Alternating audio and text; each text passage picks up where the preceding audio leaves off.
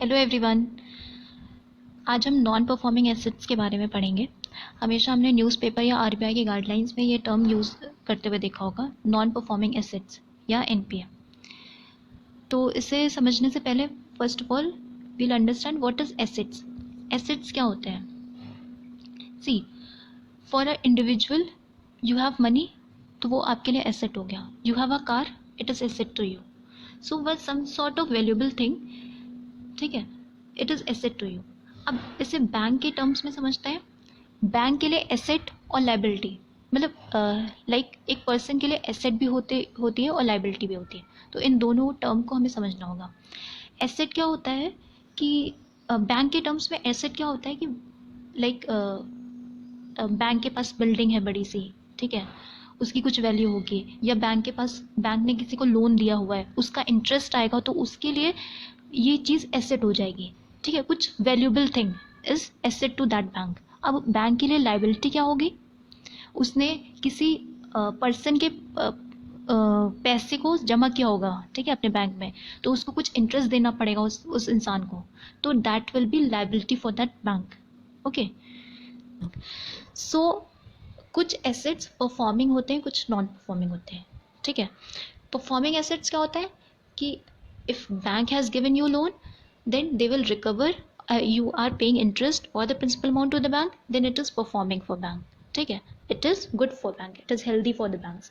But when bank have given you the loan and you are not paying interest or the principal amount to the bank, then that asset will be non-performing for the bank.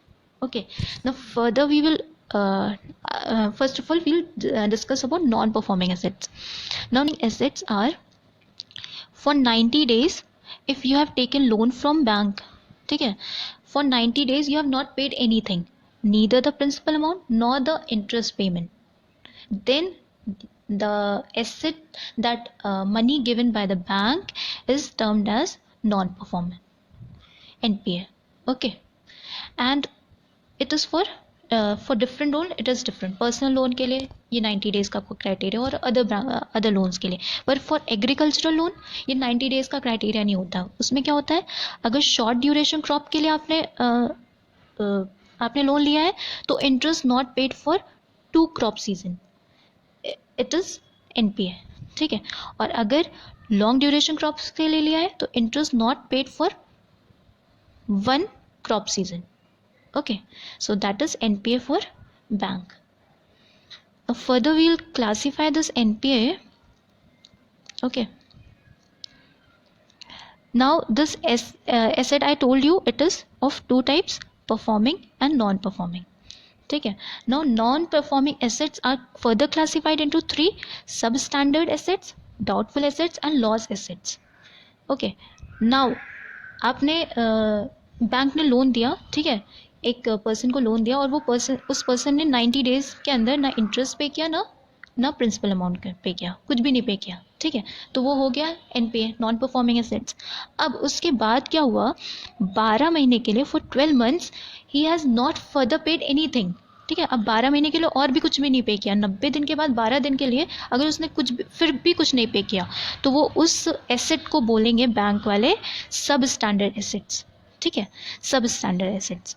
अब क्या हो गया, उस 12 में 90 यहाँ पे हुआ, ठीक है, फिर यहाँ पे 12 महीना, 12 मंथ्स। नाउ अब फर्दर 12 मंथ्स के लिए उस बंदे ने फर्दर कुछ भी नहीं पे किया, ना इंटरेस्ट पे किया, ना प्रिंसिपल अमाउंट पे किया, फॉर 12 मंथ्स, 12 महीने, और मतलब 24 मंथ्स टोटल, और ये प्लस 90 तो चल ही रहा है एनपीए के लिए, ठीक है। फर्दर उसने 12 महीने के लिए नहीं पे किया, तो वो डाउटफुल एसेट्स हो गया, ठीक है। डाउटफुल एसेट्स मीन्स बैंक को लगने लग गया कि मतलब इंसान पे नहीं कर पाएगा, ठीक है। तो फॉर फर्दर 12 मंथ्स अगर उसने कुछ ना इंटरेस्ट पे किया, ना प्रिंसिपल अमाउंट पे किया, तो it is doubtful assets. Now अब 24 मंथ्स हो गए, ठीक है, 90 के बाद 20, यहाँ पे 12, यहाँ पे 12, अब 24 मंथ्स हो गए। अब फर्दर 24 मंथ्स के बाद मोर देन 24 मंथ्स, अब बैंक ये समझ चुकी होती है कि अब it can not recover any amount from that person, ठीक है, क्योंकि अब 12 मंथ और 24 मतलब 2 साल के लिए उसने कुछ भी पेमेंट नहीं किया है, तो मतलब और अब बाकी भी मे बी वो पेमेंट करे ना करे, तो बैंक के लिए एकदम लॉस हो चुका होता है, तो लॉस एसेट्स हो चुके थे, वो वैल्यूएबल थिंग होती हैं वो लॉस में चली गई होती हैं, ठीक है। Okay, so will see the definition. Substandard assets क्या होता है? Assets which have remain NPA for period less than और इक्वल टू 12 मंथ्स। 12 मंथ्स के लिए वो एनपीए होते हैं। एनपीए क्या होता है? 90 डेज और 12 मंथ फर्दर, ठीक है। Now doubtful assets, assets which have remained in substandard category for a period of 12 months.